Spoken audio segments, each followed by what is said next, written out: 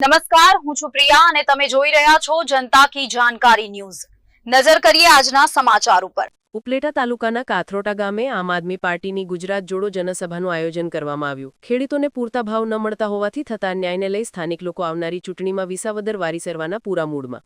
ગુજરાતભરમાં આમ આદમી પાર્ટી દ્વારા ગુજરાત જોડો જનસભા યાત્રાને લઈ જાહેર સભાઓ યોજવામાં આવી રહી છે, જેને અનુસંધાને ઉપલેટા તાલુકાના કાથરોટા મુકામે આમ આદમી પાર્ટીની એક જાહેર સભાનું આયોજન કરવામાં આવ્યું હતું। આ જાહેર સભામાં આમ આદમી પાર્ટીના વિસાવદર પંથકના લડાયક ધારાસભ્ય ગોપાલ ઇટાલિયા સહિત રેશમા પટેલ, હેમંત ખવા સહિતના આપ પાર્ટીના નેતા હાજર રહેતા અને કાર્યકર્તાઓ બહોળી સંખ્યામાં ઉમટી પડ્યા હતા। ખાસ કરીને તો ગોપાલ ઇટાલિયાના સરકાર સામે ધારદાર શબ્દોના પ્રહારો અને ખેડૂતોના પ્રશ્નોને વાચા આપનાર લડાયક ધારાસભ્યોને રજૂઆતો કરવા લોકો ઉમટી પડ્યા હતા।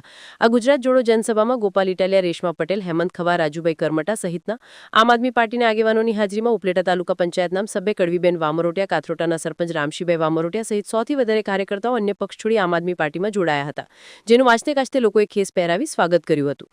સાથે સાથે સ્થાનિક ખેડૂતોની સમસ્યાઓ અને અપૂરતા ભાવના મુદ્દાને લઈ ખેડૂત સહિતના આગેવાનોએ ધારાસભ્ય ગોપાલ ઇટાલિયાને ₹1 કિલોના ભાવે વેચાતા મરચા આપી આવી ખેડૂત વિરોધી સરકાર સામે આવનારી તાલુકા અને જિલ્લા પંચાયતોની ચૂંટણીમાં વિસાવદરવારી કરવાની પૂરી તૈયારી દર્શાવી હતી।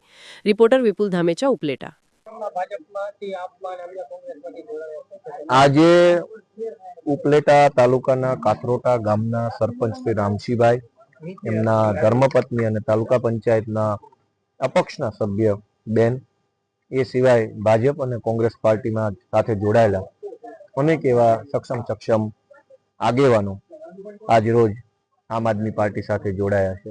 ખૂબ મોટી સંખ્યામાં આજુબાજુના ગામના ગામજનો, કાથરોટા ગામના ગામજનો, બહેનો, ખેડૂતો બધા ઉપસ્થિત રહી અને આ કાર્યક્રમની અંદર એક સંકલ્પ કર્યો છે કે આવનારી ચૂંટણીની અંદર ભાજપને હરાવી અને આમ આદમી પાર્ટીને જીતાડીશું। જે રીતે ગુજરાતભરના ખેડૂતો સાથે, યુવાનો, મહિલાઓ, બધા વર્ગ સાથે અન્યાય અને